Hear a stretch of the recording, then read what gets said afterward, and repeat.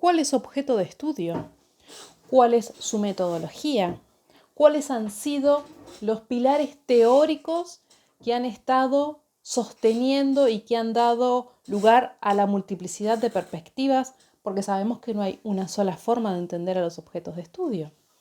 En este sentido, entonces, vamos a trabajar y vamos a conocer, ¿sí?, un poco acerca de la sociología como disciplina académica y científica. Decíamos que el eje problemático, entonces, número 1, se hace un interrogante. Y este interrogante vamos a tratar de tensionarlo, de resolverlo, a partir de conocer quién fue el primer sociólogo que no solamente le dio entidad, legitimidad y cientificidad a la sociología, estamos hablando de Emil Durkheim,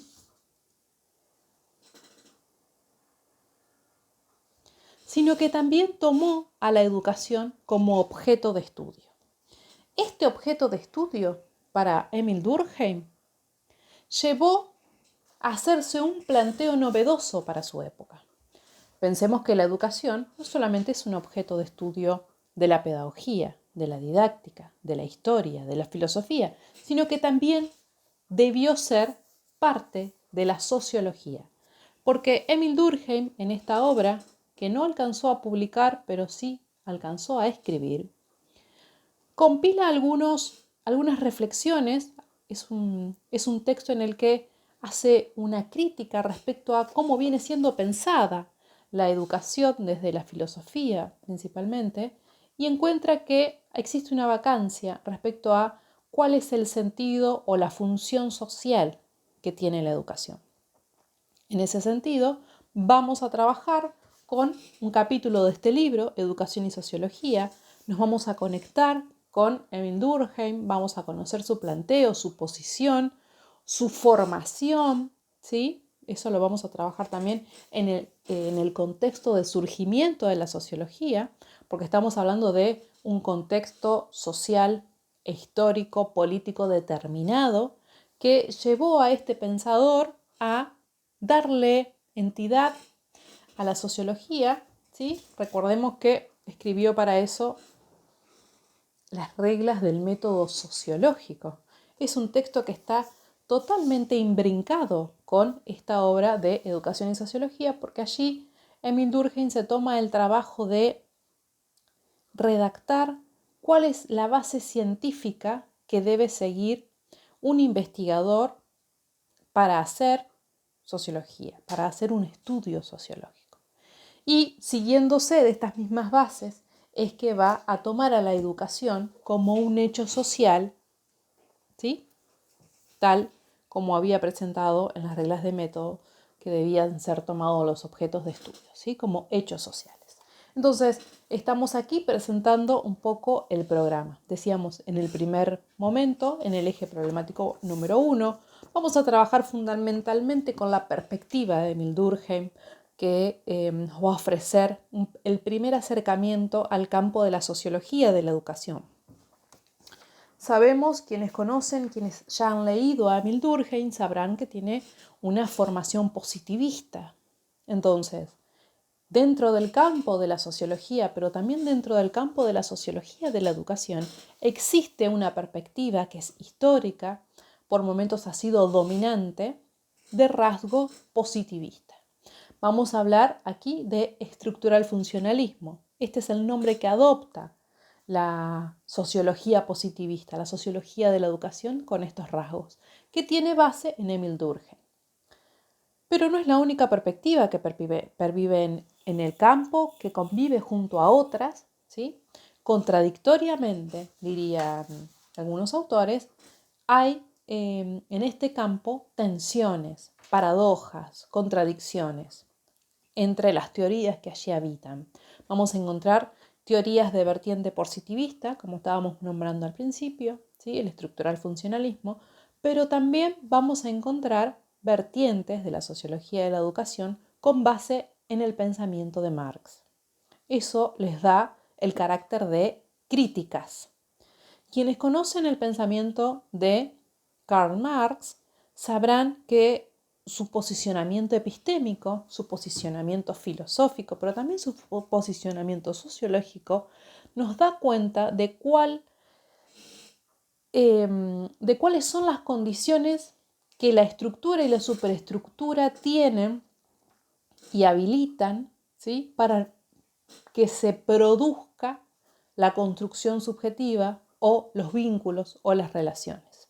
Las relaciones sociales están atravesadas por las condiciones estructurales, están dadas por las condiciones estructurales. Cuando decimos condiciones estructurales estamos hablando no solamente de capitalismo, de condiciones económicas, políticas, ideológicas, también estamos hablando de instituciones. En este caso vamos a hablar de la institución escuela, ¿sí? ¿Cómo opera? ¿Cómo funciona? ¿Qué mecanismos tiene el sistema capitalista imbrincado dentro de la escuela para hacer funcionar esta maquinaria en la que nos encontramos? Entonces vamos a encontrar allí un eje problemático número 2, ¿sí? Están secuenciados, pero lo importante es que nos concentremos un poco en la propuesta que tiene este eje. Aquí nos vamos a preguntar fíjense ustedes, ¿qué reproduce la escuela?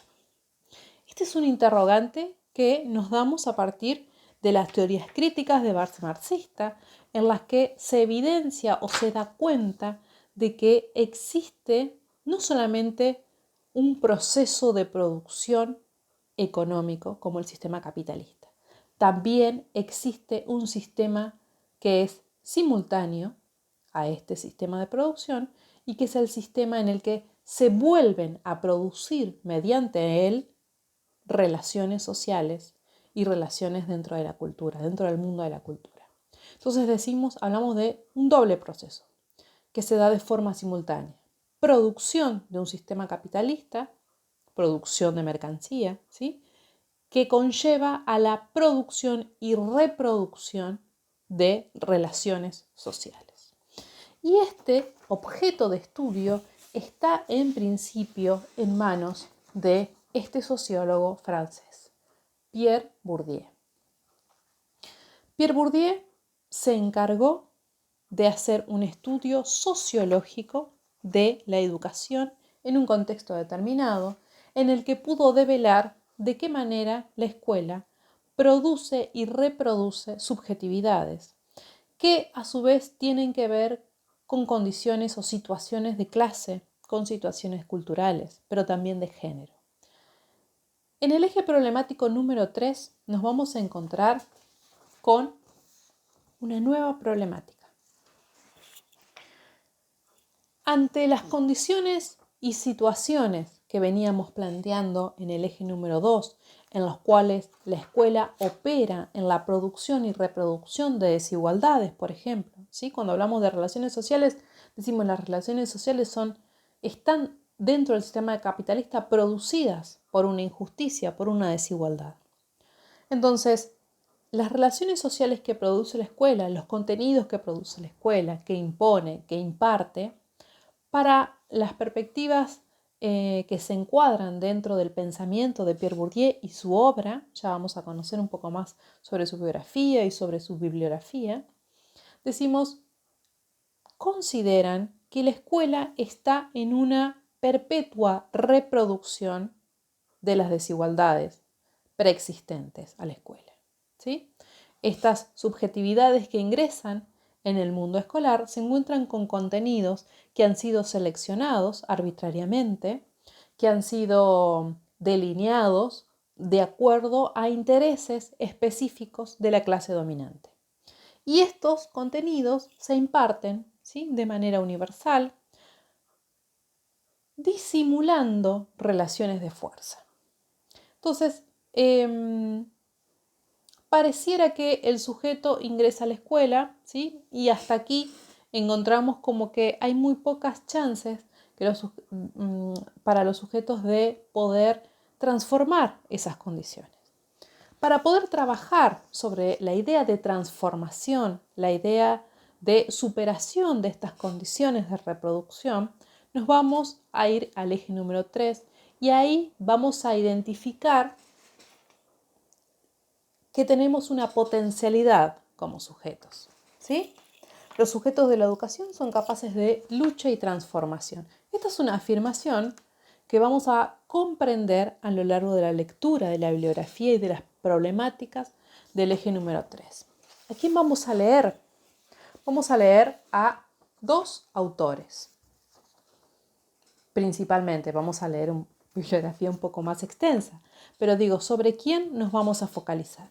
Primero sobre Antonio Gramsci, ¿sí? Que es un pensador, fue un filósofo italiano, marxista, que produjo en condiciones de encierro, porque estuvo la mayor parte de su producción está dentro de la cárcel. Ya vamos a ver de qué manera el fascismo italiano lo persiguió por su posicionamiento, por su militancia, ¿sí? Dentro del Partido Comunista.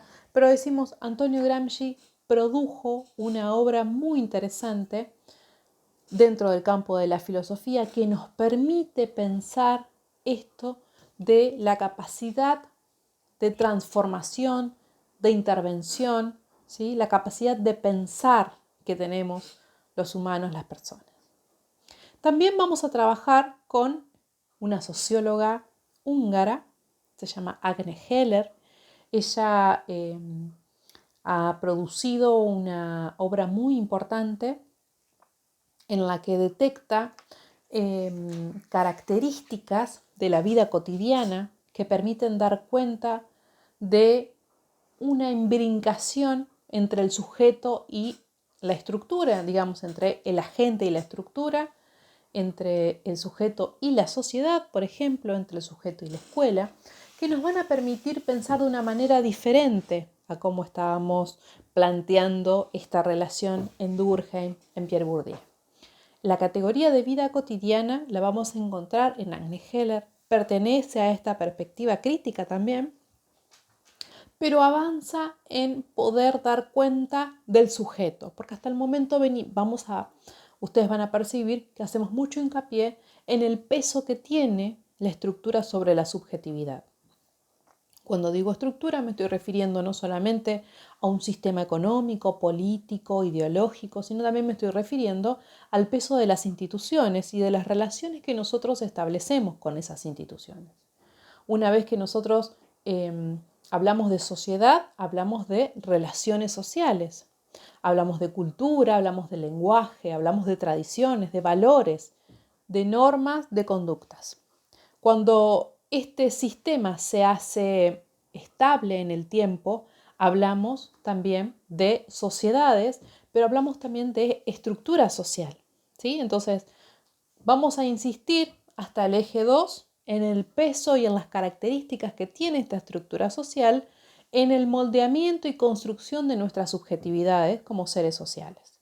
A partir del eje 3 vamos a encontrar cuáles son las claves que tenemos que tener en cuenta para poner en valor también características y formas de pensar lo social a través de la experiencia de los sujetos.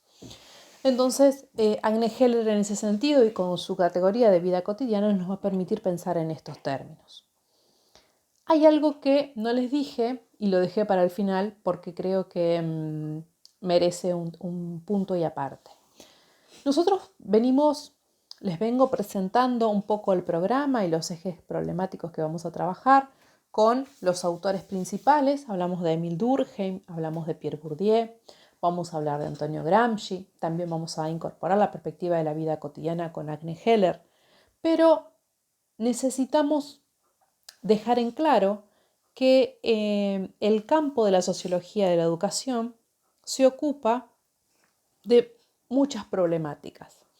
Entre ellas subyace la idea de que estamos haciendo un ejercicio sociológico en tratar de comprender un objeto, ¿sí? Como lo es la educación, los sujetos de la educación, las prácticas escolares, las instituciones escolares.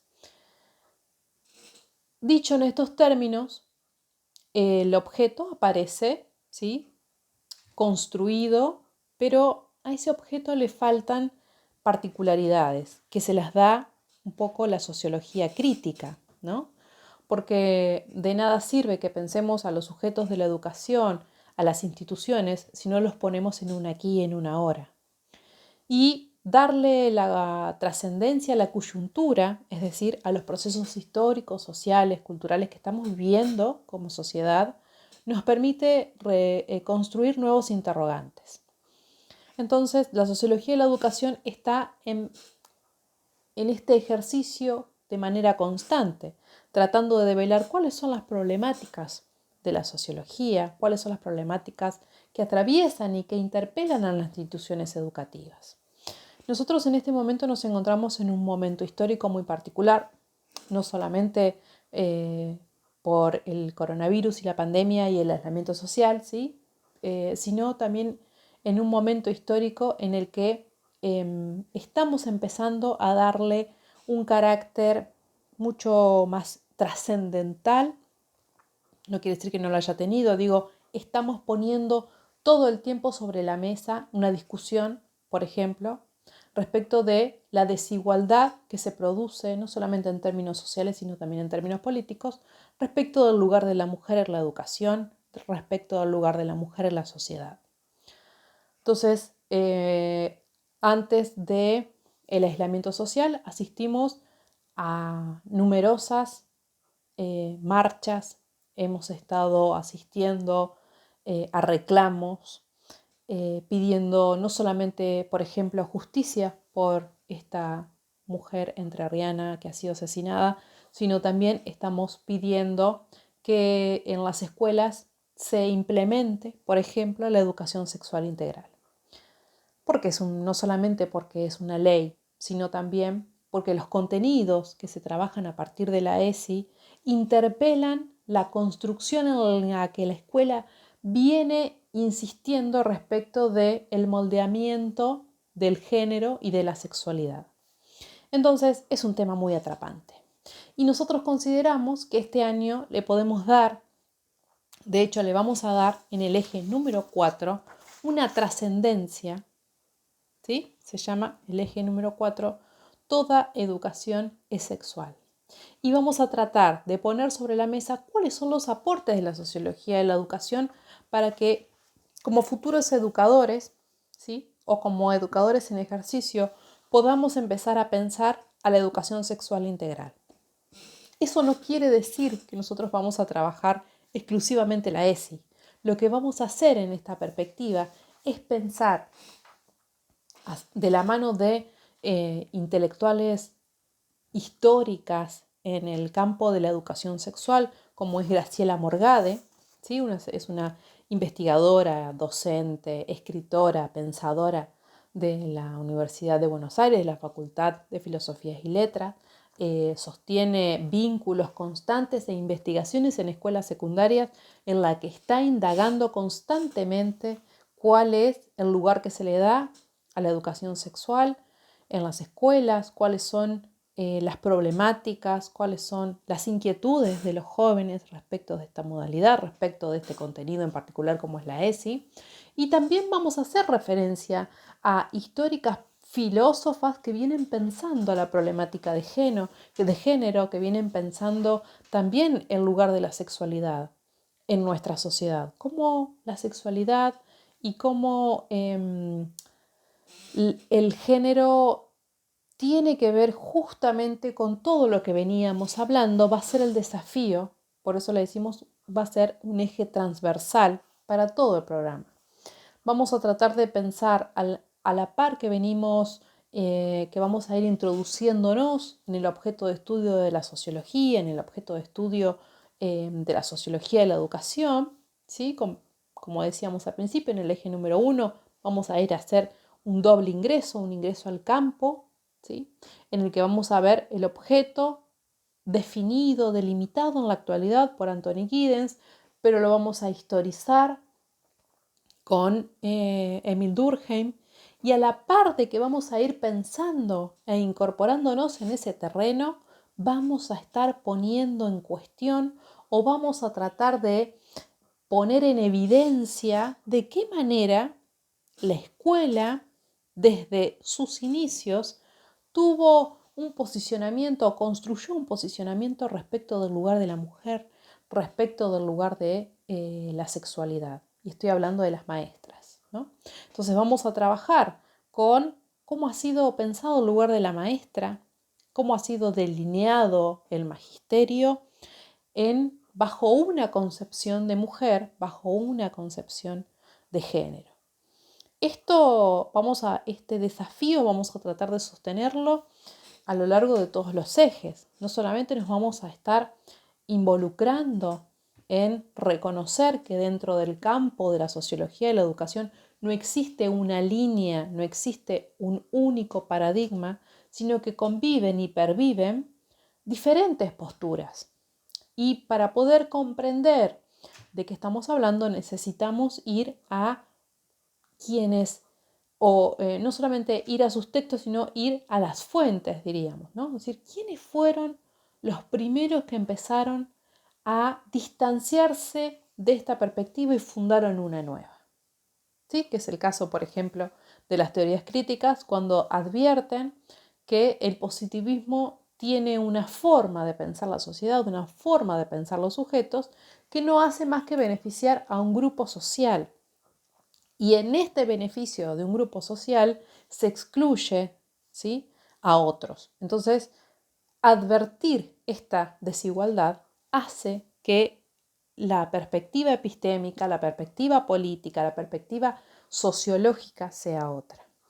Entonces, no solamente vamos a ir conociendo estas perspectivas diferentes, ¿sí?, contrapuestas, sino que también vamos a poner un eje transversal en el que a medida que vayamos conociendo el posicionamiento, nos preguntemos respecto del lugar de la escuela, la construcción de género, y nos preguntemos respecto de cuál ha sido o cuál es hoy el desafío que tenemos respecto de poder formar, poder educar en situaciones libres, ¿sí?, pensando en subjetividades más libres, como es el desafío de la ESI.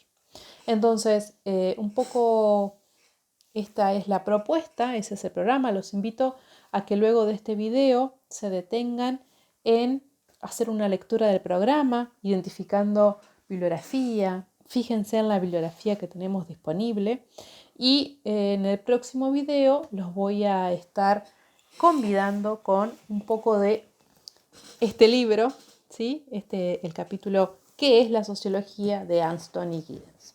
No vine en el video sin leer el texto, cosa de que podamos ir avanzando de manera un poco más, con pasos un poco más seguros, ¿sí?, porque vamos a estar haciendo alusiones a partes del texto, a autores que menciona el texto, que estaría muy interesante que ustedes lo tengan a mano, tengan el texto en la mano o lo hayan leído mediante el aula virtual.